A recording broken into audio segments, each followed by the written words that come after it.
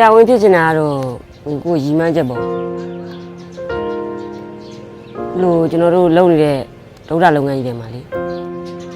ယောဂရတဲ့လူတွေရမှာမို့အဲ့လိုဖြစ်တော့ကြတော့ကျွန်တော်ကုပေးခြင်းတဲ့စိတ်ကရှိတာပေါ့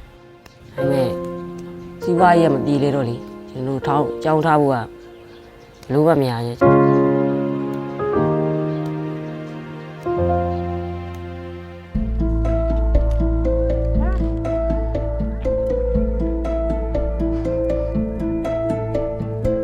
ဒီနေရာမှာစားတယ်ဒီနေရာမှာအိတ်တယ်ဒီနေရာမှာကစားတယ်ဒီနေရာမှာအလုပ်လုပ်တယ်တော့အကြောင်းပေါ်ရက်တာကိုမိသားစုကလည်းအဆင်မပြေဘူးလေလုပ်ငန်းလည်းတစ်နေ့လုံးမှတစ်နေ့စားတယ်ဆိုတော့ငါးတန်းအောင် 15-year-old Coco Ong shares a bed with his father in a small bamboo shack surrounded by pools of acid in the shadow of Myanmar's largest copper mine. His family once farmed this land, but now the mine uses it as a dumping site. Today, Coco Ong works 7 days a week, making copper from earth he steals from the billion-dollar mine in his backyard. မနက်ခင်း9 နာရီထားတယ်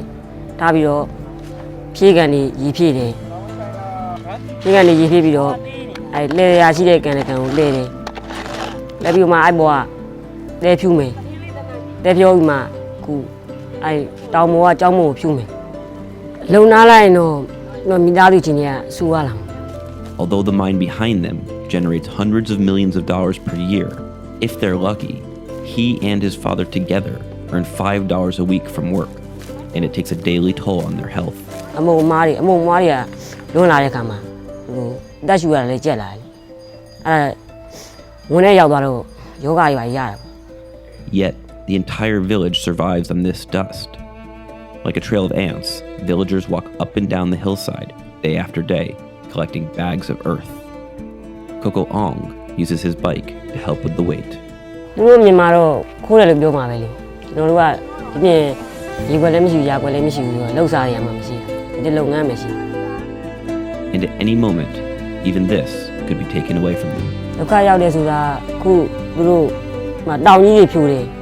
တောင်ကြီးဖြိုတော့ဒီဘက်မှာဆွင့်ပြစ်မယ်ဆိုတော့ဟိုဟာနေတွေပါရွှေ့ရမယ်အဲ့လို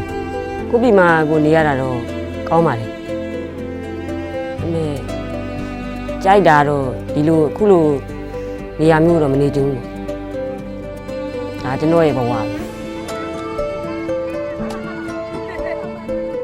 Reporting from Myanmar, this is Jonah Kessel for Global Post.